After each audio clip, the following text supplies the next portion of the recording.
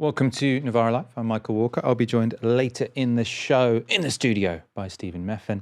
And coming up tonight, we'll look at the latest from ICE's mass deportation campaigns and the sort of political fallout from that. Doesn't actually look good for Trump. And we also have an exclusive report into NHS spending on a controversial surveillance system that films inpatients and has filmed some of them without their consent. And Trump finally gets his Nobel Peace Prize, sort of. It's a second-hand one. As ever, if you'd like to support our work, you can sign up at novaramedia.com/support. Your party, founded by Jeremy Corbyn and Zarah Sultana last year, definitely got off to a bumpy start. Now, we don't need to relitigate the storm of an allegedly unauthorised launch, a potentially dodgy membership portal, accusations and counter-accusations, briefings and counter-briefings, and resignations that led to a very obvious rupture in the fledgling party. But after the party's founding conference in Liverpool last November, where members appeared to side with Zarah Sultana and against Jeremy Corbyn over key constitutional issues like collective leadership and dual membership, it seemed as though maybe peace could break out after all, because those decisions had now been made instead of just being litigated in newspaper columns. Well, now the elections for that collective leadership are here, and with party members being asked to vote next month on who will sit on the central executive committee that will run the party, because it's collective leadership, of course. One insider has already called it a proxy war between the factions, and that's a quote in an article by Harriet Williamson on the Novara Media website. Last week, Zarah Sultana endorsed one slate calling themselves the Grassroots Left. I'm Zarah Sultana, and I'm a Your Party Member of Parliament. I'm a community activist and Your Party Bristol organiser. I'm a mother and an ex-Labour parliamentary candidate in a Red Wall seat. I'm a teacher. I'm a community organiser, reparations campaigner, and RMT union activist. I'm standing for the CEC because I want a strong party that's built from the ground up. I want to ensure we can build a party with strong local branches. With power in members' hands. I want a party able to stand up for public ownership and real distribution. I want to stand against war and imperialism. I want a party that stands unequivocally with Venezuela, Congo, Sudan and Palestine. Along with Zarah Sultana herself, the grassroots slate includes Fire Brigades Union Officer Ricardo La Torre, a member of the Democratic Socialists for Your Party, Max Shanley, and Unison activist Anjana Roy. Today, Corbyn has also endorsed a slate. This was the promo video for that one. Let's get your party back on track. The last 6 months have been difficult, but now we have a chance to turn things around, because your party is about to elect its first leadership team, and we have a choice. Do we take the fight to Starmer and Farage, or fight each other? Are we a party for the people, or a party for ourselves? When Your Party was first announced, hundreds of thousands of people were excited at the prospect of a mass party that could challenge for real change, not a fringe party scrapping at the margins. So Corbyn is standing for the many, as are a slate of candidates, including Independence Alliance MPs Shaukat Adam and Ayub Khan, independent councillor and former Labour MP Laura Smith, who I think you just saw at the end of that video there, and trade unionist and national chair of the Palestine Solidarity Campaign, Louise Reagan. So which side will give your party the best chance of making up for its rocky start? Well, I'm joined now by Max Shanley, who is a member of the Democratic Socialists. As I mentioned, he'll be standing for the party's executive committee on the Grassroots Left slate. Also joining me is Jen Forbes, who's standing for a collective leadership role on the Many's slate. Thank you both for joining me. A real pleasure to have you on. My first question to you both, I suppose, in case anyone is watching this thinking, does this really matter? We've already gone to the Greens. Do we care about an internal election for your party? How do you persuade my audience? I will start with you, Jenny.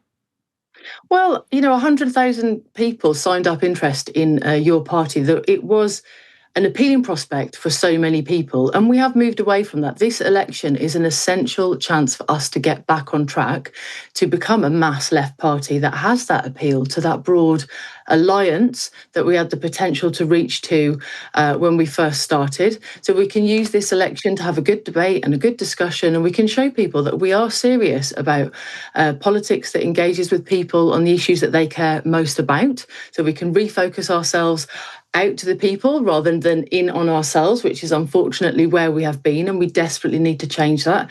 We need to repair the coalition that we had with Muslim communities that helped bring this party into fruition in the first place. So that is also essential for us to do if we want to be successful, and I'll be really pleased if we can do that together. And thirdly, we're going to organise our class. It's absolutely essential that we become a mass mobilising party. We need to work with workers, as I do as a trade unionist, and in our communities, and really engage with people. And this is the opportunity for us to do that. So yeah, it's absolutely an essential election. And I'm convinced that we can do it and we can turn this party around. Max, do you want to sort of anything to add to that? Why should people watching this sort of care who even wins this CEC election before we even get to what the different slates are offering? I mean, in some ways, this is a kind of existential election, right? What the result of this election will decide whether your party is a make or break as a political vehicle for fundamental change in this country. And so the task ahead of us is to appeal to those 850,000 people who registered interest earlier on, who have felt alienated, partly through the dramas of the founding process, but also just in general by this kind of overall lack of actual politics in all of this. I've always thought that the central task of this party is to build a gigantic lever for popular political mobilisation back in all sections of the exploited and oppressed, and providing a socialist perspective for real change. That's the platform that I'm fighting for as a candidate. That's the platform that the grassroots left will be fighting for. And that's the platform that I think can actually turn this party around and turn it into a viable vehicle. Of course, you know, the Greens have made much headway in between our kind of chaos. And it's quite easy, as the press have and even parts of the left media have, to kind of play this all out as a soap opera, that it's between Jeremy and between Zarah. I don't see it that way. I'm neither Team Jeremy or Team Zarah. I'm Team Democracy. My primary concern is about the party and the way in which it organises and the politics that it represents. And we have to be able to be in a situation where not only do we represent an offering that is fundamentally different to that of the Greens, because it has a distinctly class character to it, but there are basic rudimentary tasks that we need to fulfil, starting with, as Jen kind of pointed out, which is the question of class formation, because the working class ain't what it used to be. Working class identity is extremely strong in Britain today, but its relation to kind of material reality is somewhat limited. And so that's the role of the party in the coming period. I suppose the argument, to go back to you, Max, would be that some of the decisions that have been made, so to not make it about individuals, but to make it about policies, about decisions, so collective leadership of the party, and then to allow dual membership. So potentially, you know, you could have a lot of different left-wing parties and sects. And we've seen this happen before. And you've talked about sort of class formation and getting the working class on board. There have been many attempts on the British left to unite a bunch of far left parties and try and appeal to the working class. And it's never really worked. Why would this time be any different?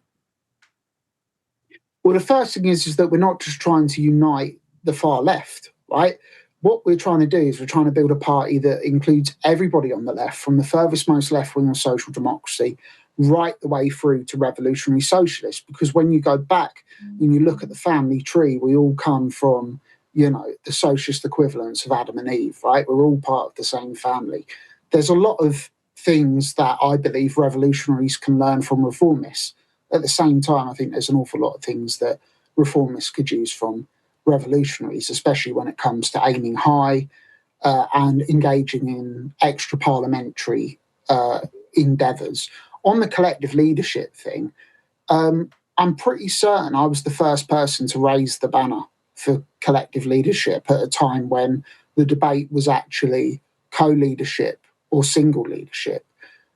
You know, we're supposed to be a socialist party, right? We believe in the decentralisation of power and the collective governing itself. And that has to translate into the party itself. Because unless you reflect in the structures, practices and modes of behaviour of the type of society that you want to build in your own organisational methods, you're never going to get there. And that's fundamentally what's at stake at the moment.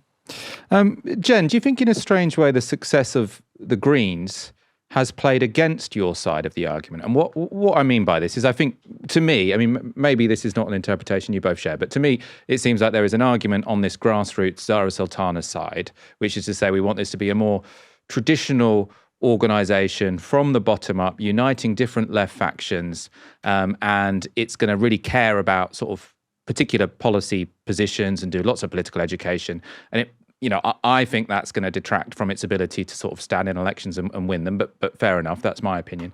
It seems like what you're putting forward is a more left populist. We don't necessarily need to have all of these different socialist groups who are going to want to talk about what Marx wrote, etc. We need to just appeal to people. Now, putting my cards on the table, I'm more on your side, naturally. But I think the strongest argument against your slate is that the Greens are already doing that. So if the Greens are already successfully doing left populism, maybe it does make sense for your party to be something completely different. And at least what Max is offering is different from the Greens. We need to be able to deliver on the social change that we're talking about, don't we? It's still Jeremy that had the ability to connect with so many millions of people to bring us that close to the brink of power. And I still believe it's Jeremy that will help us get there. And that's why I'm so proud to be running on the slate in a team alongside him, really. It's fantastic. So I think that with us connecting with our communities and the ability to organise that we have from our movement through our community organising that Jeremy championed, through support through the trade union movement that I come from, we have that ability in a way that the Greens don't traditionally have to connect with people and to mass mobilise. So with the kind of policies that we have and our ability to organise in working class communities, I think that we can actually achieve power if we retain that focus outwards to the people and not inwards on ourselves, which I feel is where the other side of this argument is going to lead us to. And I don't want that. I think it's really essential for all the people that are absolutely desperate for us to achieve right now. We have to get our act together. I don't see us completely antagonistic to the Greens. That I think it's good for us to have those voices on the left. But I do come from the Labour Party. I come from a party that had that constant antagonism with very different factions within the party. And when the Greens, try to succeed on some of the policies that they're putting forward now, they're going to have some difficulties, aren't they? Just the same as we had, because they have got an element like we had in the Labour Party that's very right-wing as well. So I think we're trying to create from scratch a genuine left-wing party that has the ability to connect with. We'll be focused. We won't have that additional complication of being split across both sides of the political spectrum. We will be on the left and we will be talking to our communities. And I think that's the way that we'll achieve success. So I think there is a space for both. Certainly where I live here in Cornwall, Jeremy's message was so fantastically successful. It really resonated with people, and we still have the ability to do that. And I think it's, this election is our moment to get this party back on track to achieve that. I mean, has Corbyn lost his shine, though? You've said sort of Corbyn's the guy. He's the one that everyone knows. He's the one that can sort of bring people together. There's only been one sort of democratic set of votes so far in your party, and he couldn't even win those. So sort of he was in favour of a single leader. He was in favour of not having dual membership. When this party was started, people would have assumed whatever Jeremy Corbyn wants is basically going to get passed, and it hasn't. So sort of having your strategy as we're the Jeremy Corbyn slate, people like Jeremy Corbyn, this should be the Jeremy Corbyn party. Is that not now, to some degree, in the past? Is that moment not over? I don't think so. The vote for collective leadership was very narrowly won, and I'm accepting that. I'm standing on a platform to be part of this collective leadership team.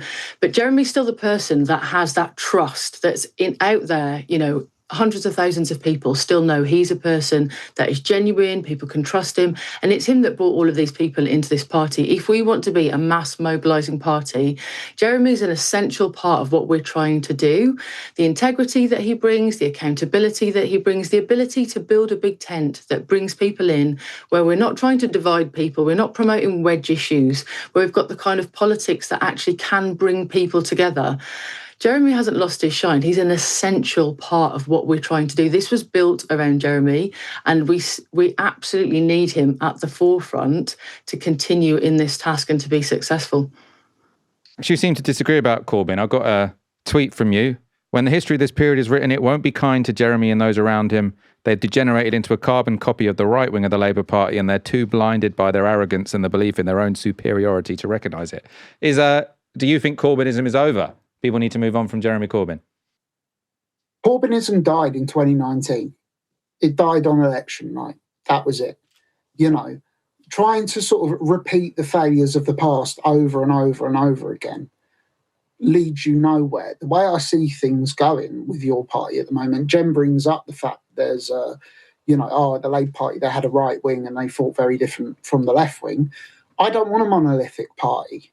You know, all political parties have a political spectrum, left and right within them, right? Not in terms of like the broader political spectrum, but within their own specific political tendency. I'll give you an example. Ken Clarke is on the left wing of the Conservative Party, for example. This is a normal part of democratic politics. I reject the idea that that this all has to be about one man. It's never been about one man. It's been about a movement. And that was supposed to be the promise of Corbynism. I saw that pretty much up close. I was a lead organiser on the 2016 Corbyn campaign. I helped get Jeremy elected for the second time. I was very happy to work on that campaign. I gained a lot of experience that I hope to bring onto the CEC. But, you know, the policy offering that we made in 2017 didn't go far enough then, nor did the one in 2019, and nor were we actually in a position whereby we ever would have been able to implement it anyway. You know, there is massive, massive, massive opposition to the kinds of basic, fundamental reforms that we would all like to see, whether it be from outside of the state, from the media, the bond market, everything like that, from organised money, as you would like to put it, or within the state itself. You know, the civil service would never have allowed us to carry it through. We would have had to have brought something like 10,000 people into the state with us to have stood a chance. The problem is, because we did no political education, there would have been nobody left on the outside. So we were set to be doomed. So when you kind of act as if this is a kind of hop, skip and a jump, we just need the right man at the front with the right sayings, the right comms strategy, and we'll reach the promised land. You're selling a false story, basically, because ultimately these things are going to take time. All right, Max Shanley, Jen Forbes, thank you so much for joining me. Really interesting to hear those two sort of visions for your party thrashed out.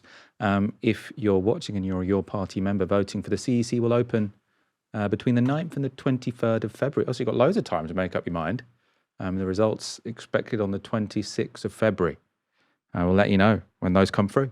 The US government is struggling to convince American voters of their read on the shooting of Renee Nicole Good by ICE agents in Minneapolis last week. According to officials in the Trump administration, Good was a domestic terrorist who weaponized her car to try kill ICE agents in her neighborhood. And so their reasoning goes, she deserved to be killed by the 3 bullets fired at her face by a masked federal employee. But the more reasonable sections of the American press aren't buying it, and the administration is getting sick of their questions. White House spokesperson Caroline Leavitt was asked about Renee Good at a press briefing yesterday. Earlier, you were just defending ICE agents generally, and earlier on, Secretary Noem spoke to the media, and she said, among other things, that they are doing everything correctly. 32 people died in ICE custody last year. 170 US citizens were detained by ICE. And Renee Good was shot in the head and killed by an ICE agent. How does that equate to them doing everything correctly? Why was Renee Good unfortunately and tragically killed? Are you asking me my opinion? because an ICE agent acted recklessly and killed it unjustifiably. Oh, okay. So you're a biased reporter with a left-wing opinion. What do you want me to do? Yeah, because you're a left-wing hack. You're not a reporter. You're posing in this room as a journalist, and it's so clear by the premise of your question. And you and the people in the media who have such biases but fake like you're a journalist, you shouldn't even be sitting in that seat.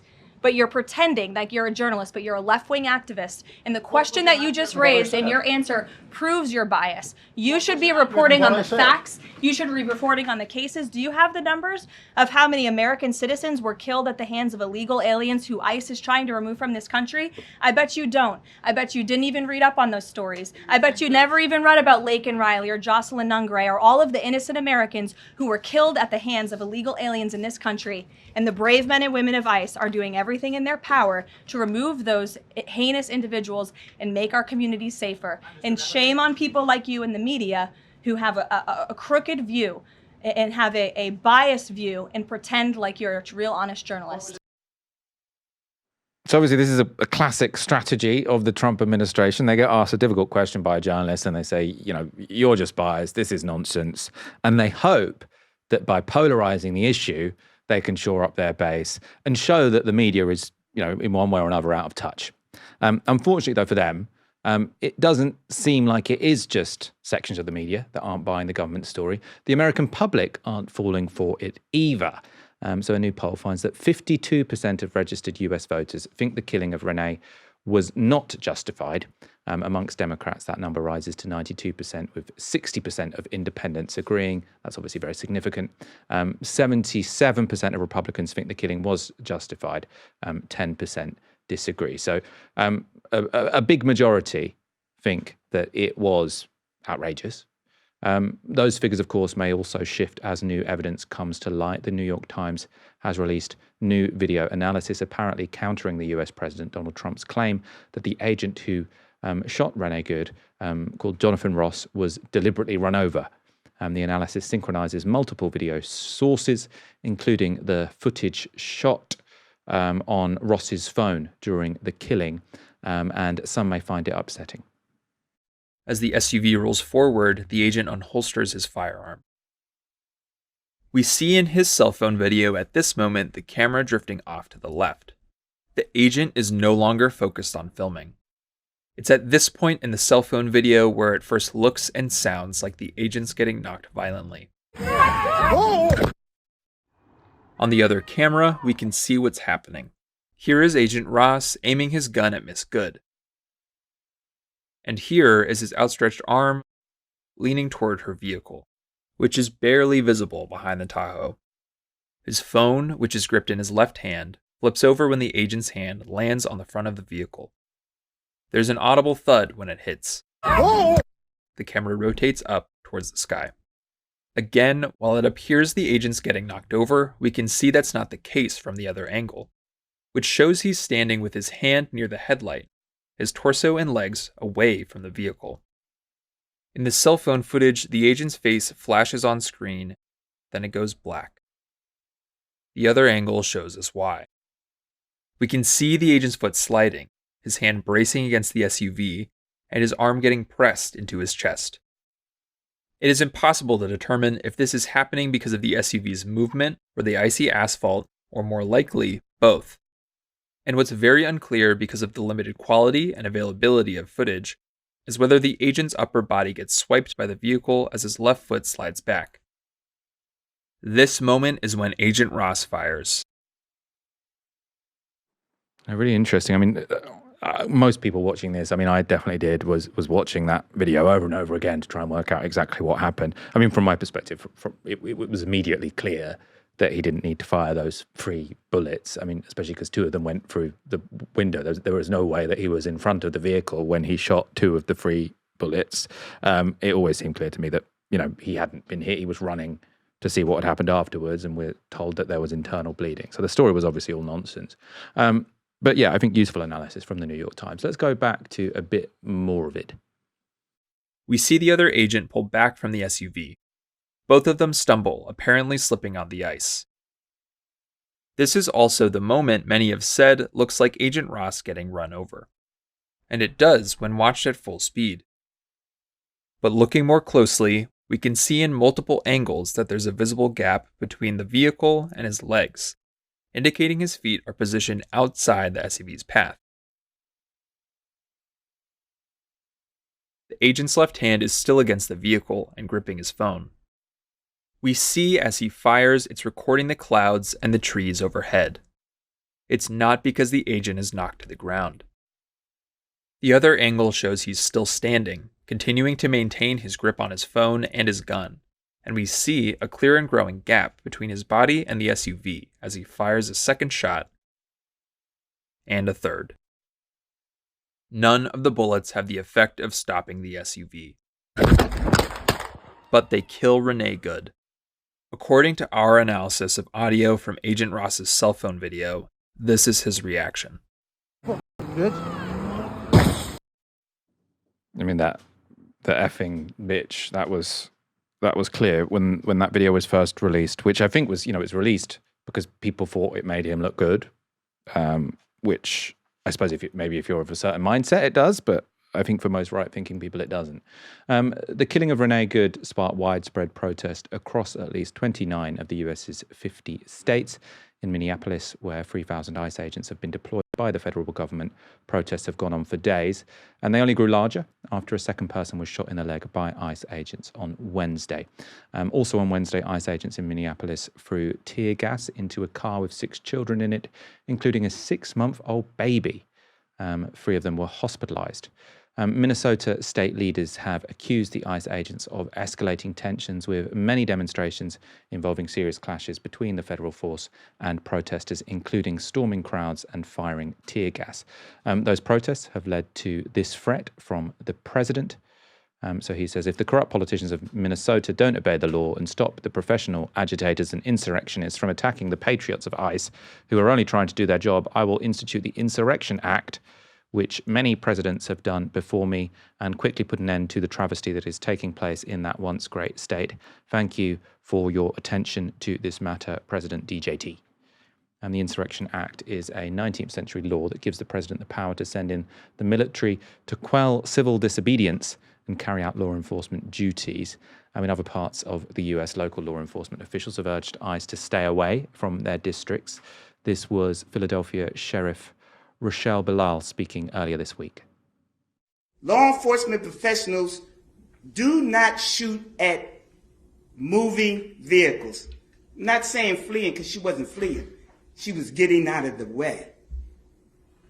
Law enforcement professionals do not stand in front of moving vehicles invoking an action that is illegal. No, we don't. And so we stand here today with all those who stand against the made-up, fake, what you can call ICE, professional law enforcement. I don't call them none of that. I call them made-up, fake, wannabe law enforcement. Because what they do is against not only legal law, but the moral law. If any of them want to come in this city and commit a crime, you will not be able to hide. Nobody will wish you off. You don't want this smoke, because we will bring it to you. ICE agents are authorized by the federal government to stop, detain and arrest people they suspect of being in the US illegally. But they have no right to detain US citizens except in very limited cases, and no right to enter people's homes without a warrant. But an increasing number of reports suggest that they may be radically overstepping their legal powers. This is from France 24. On Sunday, officers forced entry to this home, arresting a man. His wife showed journalists at the scene paperwork relating to his removal, a warrant signed by an immigration officer, a document that does not authorize agents to enter a private residence.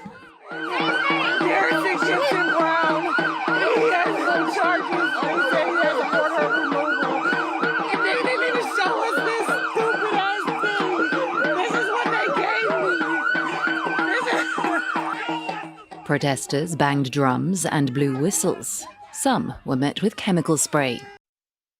I mean, it does seem, Stephen, welcome to the show. Thank you. It does seem like this, to say Trump has overstepped the mark is the understatement of the century, isn't it? But in the first Trump term, the big controversy for a while was separating children on the border. That led the Democrats to end up, when Biden came into power, to have a much more liberal border policy, which maybe in the end backfired. But this now, they're going after people in America, they're killing American citizens, and it does seem to be very unpopular. I mean, I suppose maybe Trump doesn't care. This is his second term. But where do you see this going? I mean, nowhere good.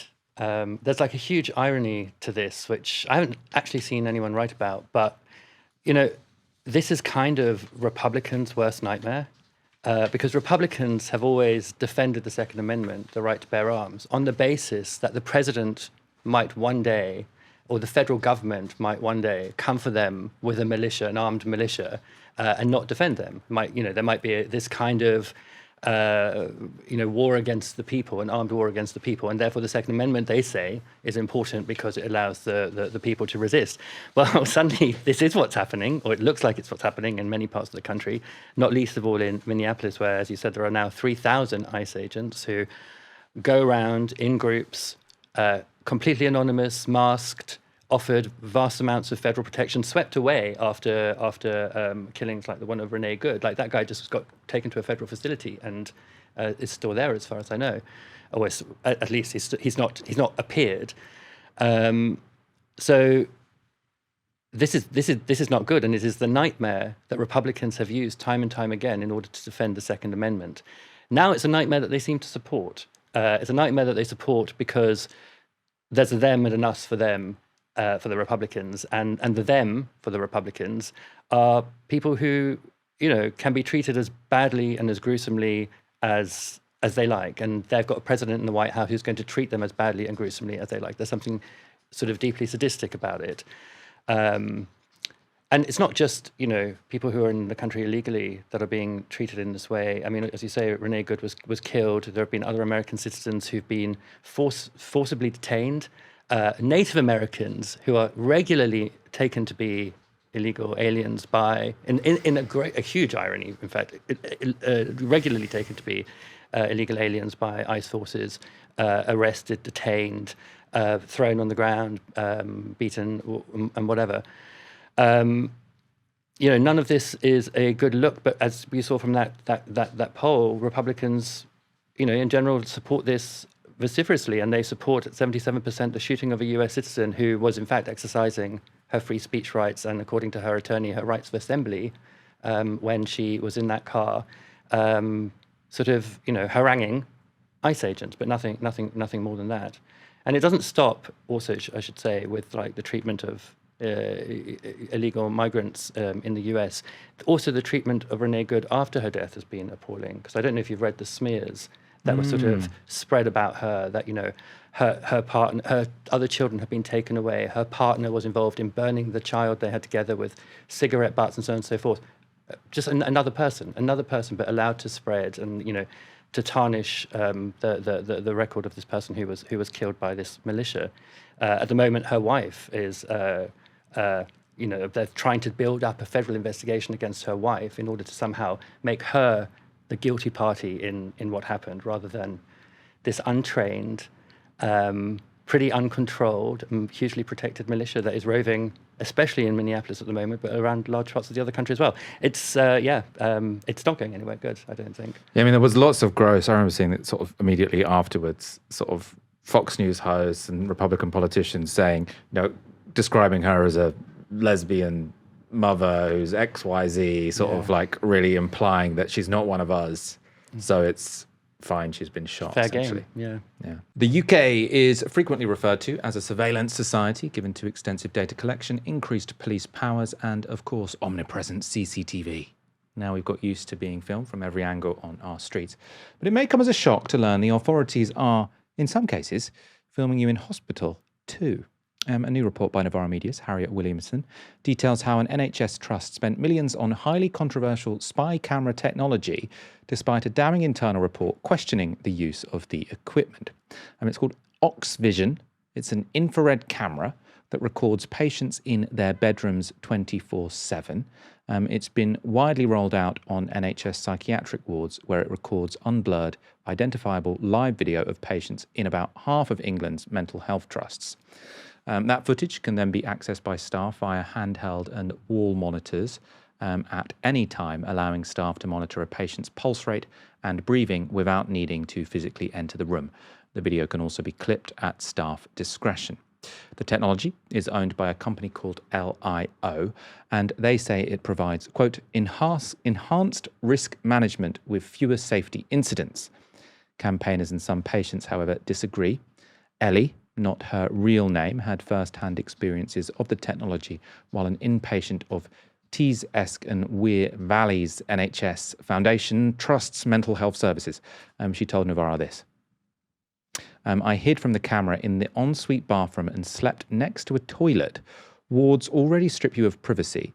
The camera made that worse, not better. It was deeply humiliating. It increased my sense of powerlessness. It caused conflict with staff and left me feeling terribly unsafe. Now, that is absolutely shocking. You're in an inpatient ward and you're sleeping in your toilet because you don't want to be filmed in your bed. Now, you might think, listening to that surely patients have to consent to be filmed in what is effectively, for that time, their bedroom. And technically, that is true. In reality, though, LIO and health trusts are alleged to have broken that rule repeatedly. So Ellie told Novara that not only did she not consent to the cameras, she actively protested. She says she was told by staff that she had no choice and told Novara this. What made it worse was that staff treated me with disdain and showed no care about how distressed the camera made me. They treated me as though I was being unreasonably difficult rather than responding to how it was affecting me. A spokesperson for the NHS Foundation Trust told Novara this. LIO, formerly Oxhealth, supports patient safety on our wards. We work with our patients to help them understand how and why it is used while listening to and acting on any concerns. Consent is an important part of how we use LIO, and we continue to evaluate and monitor the benefits of the system alongside people with lived experience. Problems with Oxvision have been well known for a while, with patients and campaigners saying the intense surveillance is not only a breach of patients' human rights, but may intensify episodes of paranoia, psychosis, or obsessive compulsive disorder. But in her article, Harriet also reveals that NHS trusts have had their own concerns over its use. So this is from that report. Oxford Health NHS Trust identified significant problems with Oxvision's functioning and the conduct of its parent company in the early stages of evaluating the tech. Despite this, the Health Trust paid over £2.4 million for Oxvision between November 2021 and September 2024, the point at which its publicly available financial accounts stopped, and chose to roll out the technology more widely across the trust. Defective camera security issues and heated exchanges between the trust and the company, along with LIO's lack of transparency from the start and concerning levels of the private company's control and influence over the project, were all cited in an OHFT, so that's the Hospital Trust, report first submitted in February 2023 by the clinical team tasked with implementing and evaluating Oxvision. So you might wonder why an NHS trust would approve this kind of intrusive surveillance. Well, money, obviously. So in their report, the OHFT noted that Oxvision would save the trust over £700,000 in staffing costs across just 3 years. That's despite the fact that Oxvision is not licensed to replace qualified medical staff. Responding to a request for comment, OHFT told Novara this. Oxford Health has been working with LIO, previously Oxvision, for a number of years now. It is available to all patients on our mental health wards. The decision to employ the system was entirely to enhance patient recovery experience and safety. I'm joined now by Novara Media's Harriet Williamson, who authored that report. I suppose the part of the report, 2.4 million for an NHS trust is not very much money, I suppose. They got loads and loads of money. The bit that really struck me was this lady who is in an inpatient ward. I don't know if she'd been sectioned. I suppose it's not necessarily relevant, but she's in an inpatient ward and she's asked not to be filmed in bed. It's obviously very personal. You know, you're in bed 24 hours. If there's a camera focused on your bed, you can see why that would be incredibly upsetting. Tell me about that. How did that situation come to pass? How did we get to a place where, we've got this surveillance technology being rolled out across the NHS and used to watch patients who are incredibly vulnerable? How did that come to pass? Well, Oxyvision is a technology that was actually spun out of Oxford University, and it was fast-tracked into the public sphere through something called the NHS Innovation Accelerator, which gets like startup bits of technology, and it's like, okay, this could create some value for the NHS. Let's get it out there. Let's get it out into the sphere of public healthcare. I think this is an important story because it's not just about surveillance and capitalism and profit motives. It's about how little awareness we generally have about things that are being essentially tested on and then used on the most vulnerable people in our society who tend not to get listened to very often. Like this technology has been in use for years now, and outside of a couple of reports in The Guardian and on the BBC, it's not very well known. I mean, yourself, Michael, like the name's Oxyvision, and it should be everywhere, like people's awareness of it, and it just isn't.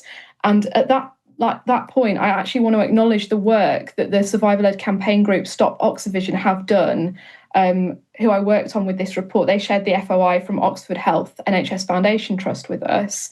They've done all this work, this research. They've contributed to the Lampard Inquiry, which is the first statutory public inquiry in England into patients' deaths under NHS mental health care. It's the first one of its type.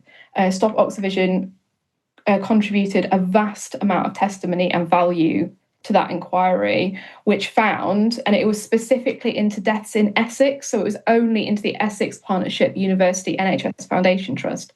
But Essex actually ended up admitting that its use of Oxyvision had breached patients' rights. I suppose to take a step back, presumably the reason why hospitals want to use this technology, I mean, is it suicide risk? Is it because they think that they want to have an eye on people in these bedrooms so that they can know if they seem in distress and if intervention is needed? And so is the issue, I can see why they might think that. And if a patient were to consent to have this camera, presumably there would be no problem. Is the issue that they should have asked the consent of patients and they haven't, as opposed to the technology per se? I think that there are multiple issues here. Consent is one of them, and I want to come back to that a little bit later. But the other one is like what the technology actually does. It is recording you in your bedroom 24 hours a day at your lowest and most vulnerable moments. Like if you're on an NHS mental health ward, you're likely not having a very good time in your life. And it's what staff can actually do with that footage. They can access the live feed at any point. They press a button to be able to see it for 15 seconds. And apparently this is supposed to be like a protective factor for patients' privacy. Oh, you can only press the button for 15 seconds and then it goes off. But there is nothing to stop staff repeatedly pressing the button. The data from it, so the footage, can be clipped at staff discretion, and data can be gathered on things like how long you spend in the bathroom, which is incredibly intrusive. There's also nothing to stop staff in mental health wards actually filming the footage from these monitors on their own devices and then using it for malicious purposes, which is incredibly scary. There's also an issue around like what evidence there actually is for this technology being positive for patients and positive for patient safety. There's a lack of robust evidence for it being any good, and by that I mean we're not finding very many high-quality, peer-reviewed pieces of research into it, and it's very difficult to find studies that are free from conflicts of interest, as in, the parent company, which is now called LIO, but was formerly Oxa Health, studies that they're not involved in whatsoever. That's quite difficult to find. And in terms of what the technology actually does, it doesn't alert staff to a change in your vital signs. What it does is supposed to monitor your pulse rate and your breathing, but it's only licensed for use on people with a healthy heart rate. It can't read a pulse under 50. It can't alert staff to a pulse of 0, and it can't detect whether a pulse is strong or weak. It can't give something that's called a national early warning score, which is like a clinical deterioration sign, because it doesn't read blood pressure, oxygen saturation, or temperature. Campaigners have accused staff of using it essentially to stop doing physical checks, which I guess if you consented to like not wanting to be disturbed when you were asleep and need to be checked on in a mental health ward could be good. But the whole host of like surveillance problems with it and the fact that it doesn't actually alert staff if something has gone drastically wrong make it, I don't know, more scary than not, I would say. Harriet Williamson, thank you so much for speaking to me. Obviously, people can go and read that report on novaramedia.com. Venezuelan opposition leader Maria Corina Machado was pretty ruthlessly sidelined by US President Donald Trump following his abduction of Venezuelan leader Nicolas Maduro earlier this month. Instead, Trump put Maduro's deputy, Delcy Rodriguez, in charge, effectively keeping most of the Maduro regime in place. Now, though, Machado appears to have given Trump the one thing he's alleged to really want. I presented the President of the United States the medal of the Nobel Peace Prize, and I told him this, listen to this. 200 years ago, General Lafayette gave Simón Bolívar a medal with George Washington face on it. Bolívar since then kept that medal for the rest of his life. Actually, when you see his portraits, you can see the medal there.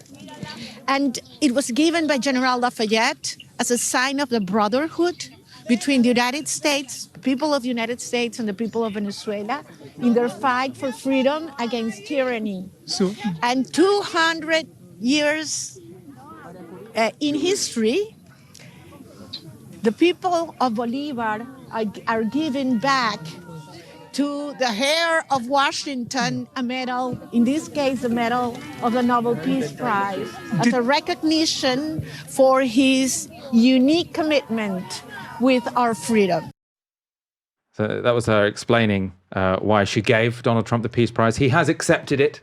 He didn't think it was too low to accept a second-hand Nobel Peace Prize by someone who is desperate for a favor, essentially, which is to put her in charge of Venezuela. You can see her logic. You know, there was some reporting saying the reason that Machado didn't get put in charge of Venezuela was because Trump was upset that she'd accepted the Peace Prize in the first place. I mean, it seems to me more plausible that he thought that Delcy Rodriguez was the person who could keep the show on the road. Yeah, absolutely. I mean, I'm sure he's very happy to have that Nobel Peace Prize medal, and that's important because the Nobel Committee has said you obviously can't transfer the prize, but you know you can give the trinket away. He's very happy to accept the trinket. But yeah, the real reason that he preferred Rodriguez is a really simple one. You know, Marco Rubio, I think it was, said that the US will control Venezuela's oil output indefinitely, and you can't control that output if you have to go through a democratic process, installing a new government, getting rid of a regime that already exists, as well as all of the kind of street militias that they have in various cities in Venezuela, connected to the regime. All of that needs to stay in place if you're going to successfully and smoothly transition your way into getting that oil. So yeah, Machado is like, he knows who Delcy Rodriguez is, and he knows that she's terrified and depends on him for her survival. He doesn't really know who Machado is, except for an incredibly popular figure, which is the last thing you want in Venezuela if you're trying to take over its production of oil. And Delcy Rodriguez she was known to be the slightly more competent when it comes to economic management than Maduro. So she had partly. People saying she's neoliberal. I mean, she had partly done a bit of privatization by stealth of the oil companies, but that had dramatically increased oil production because the state had collapsed under Maduro. And if you've got a collapsed state, then having that state control the oil doesn't actually work very well. Obviously, the Venezuelan people should get the profits. They should get the rents from it. But the state-run oil company had sort of ceased to function very effectively. 2 new polls have come out of Venezuela. Now, I'm going to sort of introduce this by saying I'm never quite sure how much to trust a poll from a foreign country when I haven't heard of the company doing it. But they've been published in Bloomberg and The Economist, and they're quite striking. They've been widely shared on social media for obvious reasons. And this is The Economist. And they've polled 600 Venezuelans They say it's a representative sample in terms of age and sex. So only those two things. But they've found, according to this poll, it was on an app, that 50% of Venezuelans support the United States capture of Nicolas Maduro, and only about 12% oppose it, and the rest are somewhere in the middle. Bloomberg have also partnered with a pollster. I think they had polled slightly more people, which suggests that a majority of Venezuelans want Machado to leave their country. So this is the Bloomberg poll. They say 51% of people want Machado, or 51% of Venezuelans want Machado to lead the country. Only 13% want Delcy Rodriguez. Stephen, I thought it was interesting to show. I don't find it entirely implausible. I mean, Venezuela has been a fairly terrible place to live for a very long time. Maduro was no longer a democratically elected leader. They wanted rid of him, and he was staying in post. So it's not entirely surprising that they would welcome his ousting and want the opposition. I mean, it was Maria Machado's candidate who did win the election in 2024.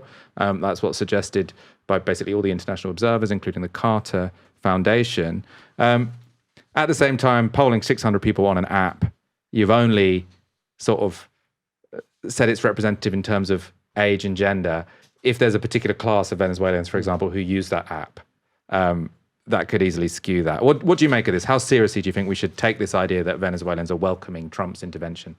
I mean, like you, it wouldn't surprise me at all. And I think these two polls are interesting because you can compare it to the case with Iran as well, right? It wouldn't surprise me at all if a lot of Iranians want the end of the regime in Iran because it's repressive, they're impoverished. Same in Venezuela. Much less impoverished than in Venezuela, to be honest. Much less impoverished, but still in the last few months, the economy has particularly dived. But it's the distance between the first poll, which is what everybody wants, which is an end to something, and the second poll, which is what they'd like, which I think people on the left have been most concerned about with the two interventions, or potential intervention in Iran and the actual intervention in Venezuela, which is that you may get the kind of end of something that people may genuinely want on a large scale, which is something that, again, on the left we should support, that, okay, they want the end of something, that thing has not been very good for them. But what they won't get is the second thing, the outcome that they want. In this case, we've already seen that Trump is it doesn't look like he's going to give Machado a chance to run the country. And in the Iranian case, it looks like the Shah, we have no idea what Iranians want. In Iran, we know what plenty of them outside of Iran want, but we don't know what Iranians in Iran want. And it doesn't look like, it looks like it might be what would be imposed going forward. So I think that the first poll doesn't surprise me at all in the Venezuelan case. The second poll doesn't surprise me at all because, as you say, she probably won the last election. It was her candidate because she was her candidate. She was blocked from standing in the election, but the guy who she supported, I can't remember his name, but the one who's I think Edmundo Gonzalez, if I've got the right person. But it's the gap between the two, the realization of the two, which is what the left is most concerned about, I think, with in both cases, and as they should rightly be concerned about, and as Venezuelans and Iranians should be concerned about as well. But I can see in their desperation to end something, they're not really thinking about. Well, in Venezuela, so I've this afternoon I've done an hour interview with Tamir Porras, who was Maduro's chief of staff between 2007 and 2013 when he was in the foreign ministry. So that's going to be out tomorrow. So if you're thinking we're being overly negative about Venezuela, you can look at that. It's really, really, really interesting conversation. But yeah, I mean, I just think with Venezuela, because when Saddam Hussein was overthrown, Iraq, I mean, it was poor because of the sanctions, but it was fairly stable, and then it falls into complete civil war. Venezuela, it was already the biggest economic collapse outside of peacetime, and 1 in 5 people had left, which is, it's only Syria beats that as a proportion of people who have left. So I can see why they might think it can't get much worse. Sure. Maybe it can. I mean, obviously, if there's a civil war, it will get worse. It can always get worse. But hopefully it won't. I mean, hopefully it won't, but it's very rare that there's an intervention from the outside, the deposing of a head of state, or a kind of that results in a better situation anytime soon. Yeah, so I don't know. We'll have to see how it spins out. But like I said, I don't blame those Venezuelans who did want Maduro gone. I think they've all come to regret that it was done in this way and not done, as it were, internally themselves. But they would have said that they tried internally, right? They tried internally. There was a lot of repression. It's like they couldn't vote him out. Yeah. But obviously, I mean, I think we've had a lot of examples of American presidents doing regime change, and it hasn't generally gone very well. So I would not be surprised if this went. I mean, I'm not saying that revolution is easy. I just want to be clear. I'm saying revolution is very difficult, but internal revolutions are generally a better, more stable way in which to get rid of these strongmen leaders. The Dark Knight Returns says, has Michael even heard of the maximum pressure campaign on Venezuela? Yes, there were lots of sanctions put on Venezuela, which made the situation much, much worse. It was also the case that Hugo Chavez was borrowing money even at the height of the oil cycle, right? So the moment the oil price collapsed, even without sanctions, they were quite screwed. I just wanted to say something about, again, it's true in the Venezuelan case, it's true in the Iranian case as well. Those sanctions did exist, and they were and do exist in Iran, totally impoverishing in many ways, definitely denuding people's standards of living. But it's also the case that in both of those governments, people became very rich out of it. One of the great economic turns of the last 20 or 30 years in Iran is that there's been a massive amount of privatization, and the privatization of various parts of the country is owned by members of the Islamic Revolutionary Guards Corps. So there's been a transfer of wealth from like the merchant class to like the military class in that country. Same in Venezuela, as you said, Rodriguez, a little bit of privatization, but that money was not going to Venezuelan people, but it was certainly going somewhere. Well, that was actually her bringing in international companies to sort of manage the oil. So I don't think that's where the corruption was more in handing out contracts to cronies, and then also the currency controls. The big issue in terms of corruption was that you could get from the state dollars quite cheap, but on the black market, you could sell them for so many bolivars. So if you had government connections, or if you had sort of a contract as an importer, you can swap your bolivars for loads of dollars and then sell those dollars for loads of bolivars, and you make a huge amount of money from doing absolutely nothing. In any case, if you are interested in this question, if you're screaming at me and you're thinking, Michael, you've ignored so much context here, you can tune in tomorrow. I think it'll go out around lunchtime to an hour-long interview with Tamir Porras, who was, a key figure within Chavismo. Stephen Methven, thank you so much for joining me this evening. Thanks, Michael. Short and sweet. Short and sweet. Thank you, everyone, for tuning in. Come back tomorrow for another live stream No, don't come back tomorrow for another live stream at 6 p.m. because it's Saturday tomorrow. Have a wonderful weekend and come back on Monday. For now, you've been watching Novara Media. Good night.